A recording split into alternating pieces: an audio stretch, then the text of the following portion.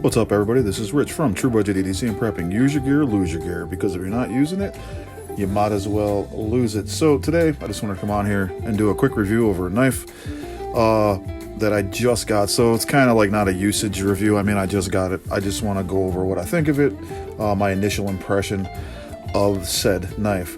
Now, originally, I started this channel to be a knife review channel and prepping, and I kind of got sidetracked there with the bags and the pouches. I kind of went down the old pouch bag rabbit hole, super hard body, once Alpaca sponsored me. So I'm kind of still going to be going that direction, but I want to get back to, some knives. And I had some requests for more prepping videos, knives and prepping, medical and prepping, things like that. So I'm going to start doing more along that line. And A to Z EDC India actually asked me that, and that's super cool. I got people in India watching me. Shout out to my Indian people. That's freaking awesome. So I'm gonna try to get that going ASAP. So I appreciate everybody, that watches, that shares, that likes, that comments, that basically just interacts. I appreciate it. And with that being said, I also still have 1,000, subscriber giveaway going. It's a video a while back. Go on back through the videos, check out that video, and like, comment, subscribe, and you'll be entered to win the prize that's on that video. So with that being said, right before we get into this knife go over review initial impression, let's do a pocket dump, what I had today. So I was at work today, so I had a pair of X shears, have the orange ones. So they come alone, you don't get the case. I got the case. My wife actually got me these for a Christmas present a couple years ago. So this is the case that it's like 20 bucks for this case. This is more the facility case. The outdoor one, the more hard body one, is made out of like G10 or something. I'm not sure, some kind of FRN plastic, but this is the in facility one, they say, but this is fine for outside facility. I used it out in the field as well as inside buildings and facilities. So it's the X shear scissors and the X shear case. What else we got? A pulse oximeter. This is just a digital one. I like this one because when you turn it on and you press it, it changes direction. See, so it goes to whatever direction you want it to. So that's pretty cool. So yeah, that's cool. And it just turns off on its own. So because if it didn't, it would be dead all the time. So thank God for that. I had the log and jotter notebook on me to write down SPO2s and all that nonsense. Also, Sharpie. This is a gel, actually. The S gel. I actually really like this pen. Like, I found this pen somewhere. I don't even know where I got this from. And I started using it, and I don't like gel pens, and I don't like the 0.7. I like 1.0. But I've been using it and I actually really like it, so I bought some more. So these are cool. They're like, I think it's like $4 or $5 for 2 of these on Amazon. It's a pretty awesome pen. Really good stuff. So that is what I had in my pockets today at work. All right, so pocket dump all aside and out of the way, I am going to use my Hank. This is the Hank that we got here from True Budget EDC and Prepping. And Old Heritage Homestead. I'm not sure you can see that, but made in the United States and Michigan. So I'm going to use this as a backdrop because it's orange and super bright, and you can see really well with it. So the knife I want to go over right now is a coal miner knife, Rough Rider. Right here is the RR1138. It is a TL-29 copy, an electrician's knife. Doesn't come in a fancy box or anything, just a regular box, some information on it. You got your little scanner there, you can scan that it is chemical that will stop you from reproducing, and it's got the item on it. So super cool, pretty good box. And here is the knife. So this is it.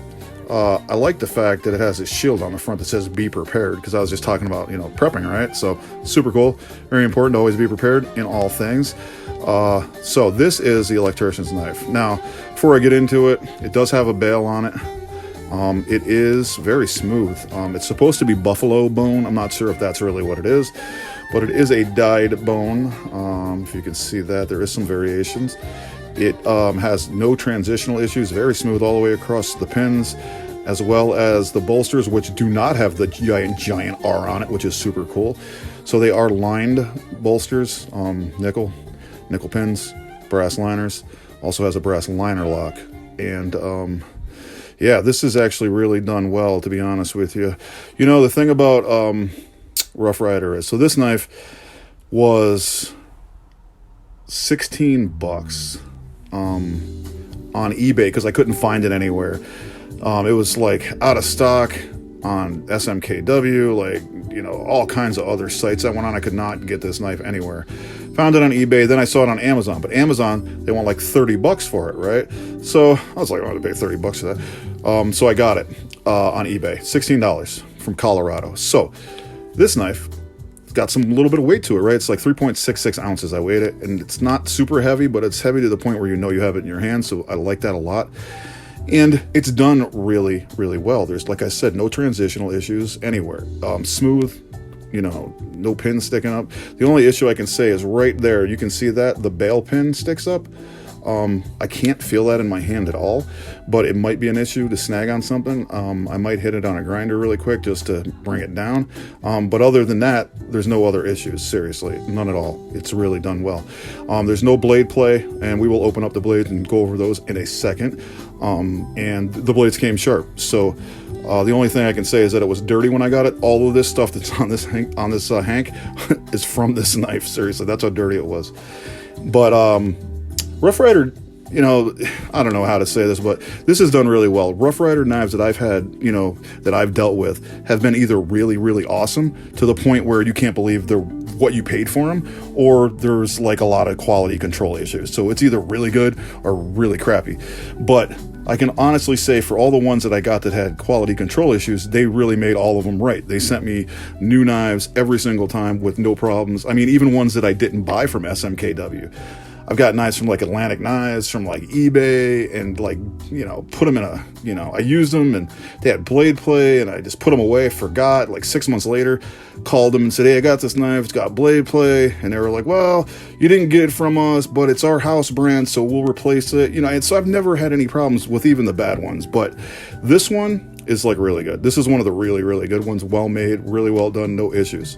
So let's go over the knife itself. So this is a coal miner. It says coal miner right on it, right? It does have match strike pulls. This is a spear point blade. Let's see what we got for length on this blade. So it is a spear point, and it is about 2 3/4 inches, about 2.5 inches of cutting edge, and solid, no blade play whatsoever. This is a slip joint. This part of the knife is a slip joint. The walk and talk isn't super strong. I'd say it's like a 4. It's not too bad. On this side, we have a electrician's tool, which is a flathead screwdriver. It does have an edge on this wire stripper right here, and this edge is sharpened. This is not. So let's see what we got going on here with this. This is about the same. It is about, you know, 2 3/4 and about 2.5 inches of sharpened. Oh, no, it's not. The sharpened edge is much smaller than that. Sorry. It's about 1.5 inches sharpened. And then this right here is sharpened. So this, I wasn't sure was sharp actually, because I was feeling it. And I have this really horrible, I touch blades. But I've been sharpening knives for so long that to me, every blade feels dull unless it's like a carbon blade and you can get that toothy edge on it. Then you can't drag your finger across it because it'll slice you open, right? So if it's a fine edge, I'm like, it's not so sharp. So I took it and I cut it right through a piece of cardstock, and I was like, oh, my bad. Apparently it is sharp. So it's pretty wicked sharp. And it does have this brass liner lock right here. It's a little bit scratched up, but whatever. So this is really good. I like this. This is an old school liner lock that I've seen on knives from like the early 1900s. Like, it goes way back. And usually a lot of the Rough Ryder knives I've had with this particular style liner lock on it have been really, really hard to disengage. This one is not. It just pops over, boom, and it closes. So that is actually I'm really happy about that, because I thought it was going to be an absolute pain in the ass to close like some of the other ones I have. I have like a glow-in-the-dark one. It's a work knife, a sod buster basically. And man, that one is so hard to disengage. It's unbelievable. To the point where I didn't want to get any more Rough Ryder knives with liner locks, like honestly, traditional ones anyway.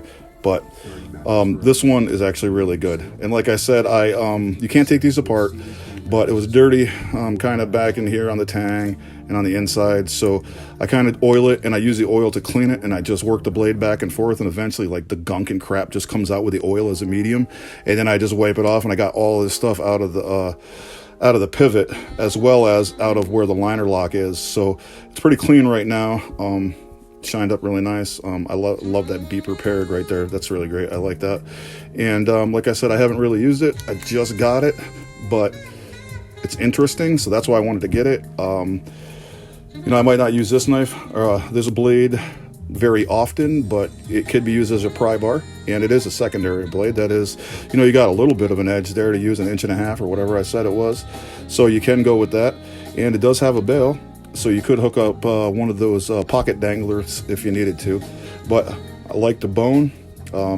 Like I said, they said it's buffalo bone. I'm not sure if that's really what it is, but it's some kind of bone, so that's cool, and it gives you a good weight to it. It does say 440 razor sharp back here, and then there it is, RR1138 China. So it does have the model number on there too, as well as the RR stamp on both blades.